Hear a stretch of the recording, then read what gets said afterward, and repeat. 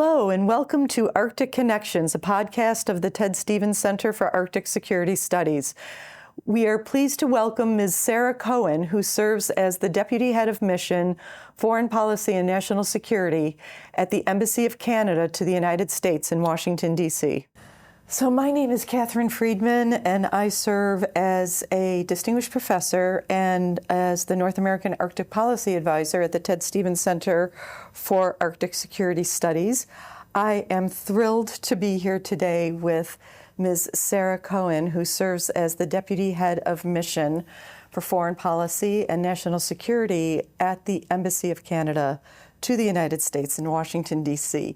Thank you so much, Sara, for joining me today. Well, thank you so much for having me. It's a real pleasure to be able to do this with the Ted Stevens Center and with you in particular. And so looking forward to chatting. So we were chatting earlier, and we realized that we met briefly about 3.5 years ago when you first started at the embassy, and I first started at the Ted Stevens Center. The center came down for a meeting with you and your staff, and it was so exciting to be engaged in that meeting at that particular point in time. So I'm just really curious. You're looking back now, 3.5 years. What's changed? How is the Arctic different, and your perception of the Arctic, the Canada-U.S. relationship, different today than it was when you started 3.5 years ago? I mean, that's a great question. You've got me sort of thinking about the history of my posting a little bit. I've always been fascinated by the Arctic, by the Canadian Arctic, by the international Arctic, by the way in which countries work together in the Arctic. And I've never quite managed to find an assignment where I could really do that in a full-time way. And so it was very exciting for me. I remember that meeting to sort of realize that in my portfolio, foreign policy and national security, which is the full range of foreign policy, defense policy, but also border, also transboundary water, also energy, and a variety of other pieces in the intelligence and the public safety space, of course, a lot of those threads go through the Arctic when you're talking about Canada-U.S. relations. One of the biggest things that has changed for me is how much I've had an opportunity to learn from people who work and live in the Arctic. A big part of the Canadian approach to the Canadian North is about co-development with the people who live in the North, and very much that ethos is something that we all try to embody. And for me, the opportunity to come up here to Alaska annually, to travel in the Canadian North, to travel in the American North, is an opportunity to learn from people who actually live and work here and understand the challenges, but also the opportunities of the current moment. In the Canada-U.S. relations context, I would say all that has changed is a deeper and more, bigger, better, faster, more. We have always been partners in the Arctic. NORAD, and of course we're sitting here at Joint Base Almendorf, Richardson, where this is very much part of the continental defense structure, headquartered, of course, in Colorado Springs. This is very real for Alaskans. This is very real for the Ted Stevens Center. You know what I mean when I talk about the importance of that by national command. That has really been the beating heart of what Canada and the U.S. do together in the Arctic. What I've seen in the last 3.5 years is just more conversation, more alignment. Our threat assessment is obviously very much in lockstep between Canada and the U.S., and then the ways in which Canada in particular is now investing in the North and in the Canadian North in the context of not only Canadian sovereignty and what it means for Canada in the Arctic, but also what that means for our shared hemisphere, for our shared domain with the U.S., and then as the western and northern flank of NATO with our transatlantic partners, and deepening cooperation with our Pacific partners, given that Canada is also a Pacific country, 27,000 kilometers of Pacific coastline, and the way in which geography makes that such an important conversation when you're talking about the Arctic. So that's great. So you brought us, from where you stood 3.5 years ago to today. Is there anything that you'd like to add about the current context, the Pan-Arctic region, the North American Arctic, where we stand today? Because as we were discussing earlier today at the Arctic Encounter Symposium, the Arctic is now front and center. It's no longer a peripheral concern. So how do you view that today? Yeah, maybe I'll take a step back and just, for Canada, when we talk about the Arctic, what are we talking about? This is 40% of our landmass. It's 70% of our coastline. It's 140,000 people spread across everything from cities of 25,000 to hamlets of 200 or smaller. And it is warming at 3 to 4 times the global average. That brings with it enormous opportunities. We have minerals, we have egress, we have access, we have waterways, but also enormous challenges, because to that point about people, this is where we start with our concept of the Arctic. Canadians live in the Arctic. First Nations, Inuit, Indigenous peoples live in the Arctic. There is an obligation there for that to be a sovereign existence, for that to be a safe existence, one with dignity, and one that allows people to be safe in what is comfortable to them in terms of how they live. But with that enormous challenge of scope and scale and service delivery and distance in an ever-changing, not only geopolitical moment, but also natural ecosystem moment. So that's what we're talking about when we talk about the Canadian Arctic. Then, of course, by virtue of geography, it is very much tied to our relationship with the United States of America. It is very much tied to our transatlantic partnerships and to increasingly to our Pacific partnerships.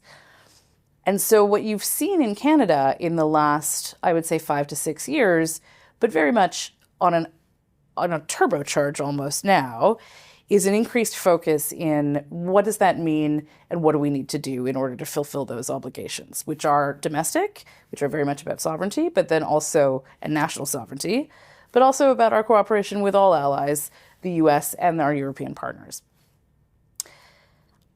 In that spirit, we do have a suite of policy documents, which I'll run through very quickly, but they start with the 2019 Arctic and Northern Policy Framework, which runs the range of the domestic, but also the international and the security pieces, and was co-developed with our northern partners, including at the subnational level, but also very much the people who live in the north.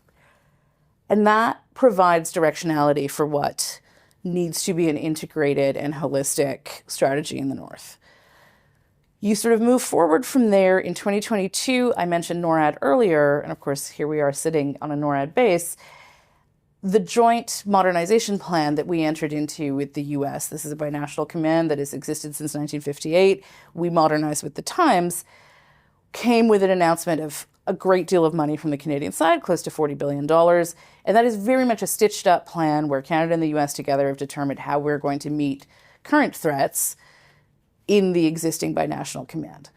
That's 2022. By 2024, it became clear that particularly the international and the security pieces of the Arctic and Northern Policy Framework needed to be updated. Russia had invaded Ukraine. The threat environment, which is very much an analytical exercise that we enter into in lockstep with the US through NORAD and then with other partners, had evolved, and it was time to update those pieces. And so that's where you see in April of 2024 our new defense policy, which is called Our North Strong and Free. There's a hint in the title there. It identifies the sovereignty of the Canadian Arctic as first and foremost our greatest defense priority, as well as our commitments in Europe, in Ukraine, and also our commitments in the Pacific region. Also in 2024, we announced our Arctic foreign policy, which looks to make sure that the diplomatic engagement through foreign ministries and through the network of foreign ministers who are active in the Arctic, who know the Arctic, who are from the Arctic, but then also are interested in that space, like-minded partners, have space to talk about a number of issues. And through that foreign policy piece, we made a number of commitments, all of which are in the process of being implemented, including opening a consulate in Nuuk to ensure more presence in like-minded Arctic territory. We will also be opening a consulate in Anchorage. Any idea when that's happening? Can you tell us? I cannot give you a date. I cannot scoop the date.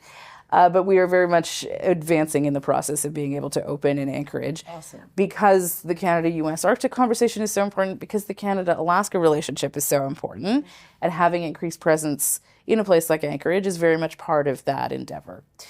There are a number of other initiatives through the Arctic foreign policy that we're advancing towards in the present space, and also working with Indigenous leadership throughout the Arctic. Part of that was our commitment to name an Arctic ambassador. Her name is Virginia Mearns. She is here as well this week in Anchorage, and she is also our senior Arctic official. And so another bridge through there to diplomatic initiatives that involve the other Arctic nations and our ability to work together with the peoples of the North, but then also as from capital to capital in that space. Going even further forward than those two initiatives, we do have our Defense Industrial Strategy, which came out in February 2026, and that makes a very clear commitment as part of, it's Canada's first defense industrial strategy, and it's a clear commitment to develop industries with a northern-looking focus, along with other aspects of our defense industrial base. And is that the $40 billion that Canada has And then announced? the $40 and then there's billion, a $40 billion, okay. which the Prime Minister announced very recently in March. This is a government that has made the Arctic a priority, and in this announcement that you just referred to, Kate, it runs through, in particular, the things that Canada needs to do and will be doing and is invested in doing to ensure sovereignty of the North. And that is sovereignty for the people who live there, and that is sovereignty for the Canadian territory, and that is our contribution as well to a much broader allied effort. Nobody is going to do this for us. And so through those investments, which include an awful lot of focus and care and attention to a sustained presence in the North for the Canadian Armed Forces, but done in a way that also expands infrastructure, expands dual use capacity, working very closely with communities in the North to ensure that we are able to look at both economic sovereignty and also physical sovereignty, again, as part of that broader effort that ties in very closely with other things that we have been doing in the hemisphere and in the domain. This is a government that is on track. Well, so it also in March, we reached 2% of our defense spending, 2% of GDP on our defense spending. That was a commitment that the Canadian government made and hit right on target. Also at the Hague summit, the NATO summit in The Hague, we committed to the 5% defense spending. And as I said, that our North Strong and Free defense policy really does allocate directionality in terms of where a large chunk of those funds are going to go. We are investing in the maritime, we are investing in the air, we are investing in domain awareness, and we are also investing in presence, as I just mentioned, some of those forward bases and our operational support hubs. And all of this contributes to that overall broader goal. And so what we're really seeing, I mean, to take you all the way back to that first question you asked me, bigger, better, faster, more, with a very clear intention to ensure that Canada is looking at its territory holistically and investing in the North in particular. Yeah, I mean, it's quite a generational investment. Yes. It's quite a generational change. It's extraordinarily comprehensive. I mean, you really are stepping up and focusing on security and defense. It's tremendous. It's absolutely tremendous. So turning to the U.S.-Canada partnership, we've partnered on Arctic technology and industry. We are both partners to the Ice Pact regarding icebreakers. Are there going to be any initiatives on technology as part of Canada's Arctic investment? I'm specifically thinking about partnerships with the United States. Anything in that regard? So there are a number of initiatives already baked into the NORAD concept. There's a whole research and development and science and technology piece of that, which particularly in the NORAD modernization effort that I referred to from 2022, takes on a great deal of impetus. And so there is work going on in that space. Canada's also announced Borealis, which brings together the science and the technology and accelerates the way in which that can be applied in a variety of places. We work very closely with the U.S. on scientific cooperation, again, through a variety of other departments and agencies as well. We work very closely with U.S. ARC on joint science and technology pieces. And so, yes, the answer to your question is yes, there will be. I don't have details to share at this point. No worries. But yes, very much underpinning a lot of the work that goes on in both the science, the security and the defense space is the importance of also the science and the technology as we catch up, frankly, to what has been a rapid acceleration from our adversaries in particular, who are very much deploying below the threshold of conflict, but maximizing the use of artificial intelligence and maximizing a variety of other tools. That all needs to be part of our joined up effort in the hemisphere. No, so just continuing along those lines in terms of Canada-U.S. joint defense and security cooperation. I'm a strong believer in the strength of the relationship and the need for not just a bilateral approach to security and defense, but truly a binational approach. And that's something that we have, that's something that's unique. I think that's something that needs to be elevated and celebrated, I think a little bit more. For someone who lives so far from the Arctic, down in Washington, D.C., why is the Canada-U.S. relationship so important for North American homeland defense more broadly? That is a very big question. I mean, there is a simple answer to that, which is geography. The reality is we occupy this space together, and the reality is we are a deeply integrated economy and security base and geographic domain. Washington is in the lower 48. I am a Southern Canadian, but at the same time, and our South goes a little bit further north than your South, but at the same time, it's inescapable the way in which we are so joined up together, including at the pole in the north. Our north goes a little bit further north than your north, but there is no other way to conceive of this relationship. And when I spend time with folks who've served in the military, I have yet to meet an American member of the armed forces who has not mentioned to me, oh, I served shoulder to shoulder with a Canadian in pick your theater. For the Canadian military, the integration and the interoperability with the American forces is also a key part of the way in which our militaries work together. We have fought together, we have died together, we have developed together the only binational command in the world, and one that very much focuses on how do we keep our territory safe through mutually agreed upon contributions, where we are shouldering and fully paid up members on both sides. It would be hard to imagine a different way of doing this. I agree. Because that is not a way that would make either of us safer. I agree. I couldn't agree with you more. Given the current global threat picture, I think... the world is a scary place. Yes, I was going to say, yes. I heard several speakers say this morning, the world is a little bit of a scary place. And again, the prevalence of the Arctic in the headlines, right? No longer this peripheral concern. We no longer talk about Arctic exceptionalism, right? It really has changed quite dramatically in the last 3.5 years. Would you say the North American Arctic is important now, and if so, why?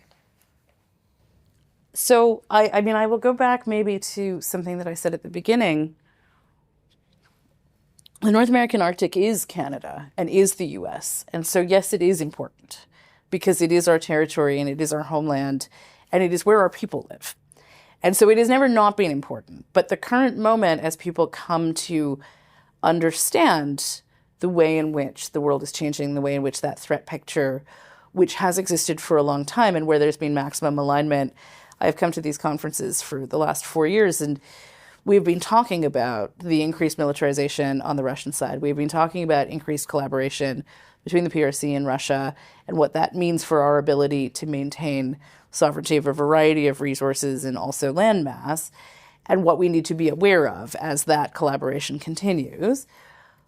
We have had our moments involving balloons in the last couple of years where we've really demonstrated the importance of something like NORAD to be able to track and understand what is happening in our shared environment. So I would say maybe just to slightly change the frame, it's never not been important, the North American Arctic, because it is part of us. Love it. And the fact that many more people are seized of that is just an even greater opportunity for us to be able to make the generational investments, to be able to do the things as we move forward together, Canada and the U.S., and also our Arctic 7 partners, and also our NATO allies, and also our other allies, as we all sort of start to see a piece of ourselves in this conversation. I absolutely love your answer. So, I asked you about the consulate in Anchorage. Let me Soon. quote soon, very soon. That sounds perfect. Technical term. All right. Well, Good. thank you so much. Thank you, Kate. This has been super fun. It's been great. Okay. Thanks.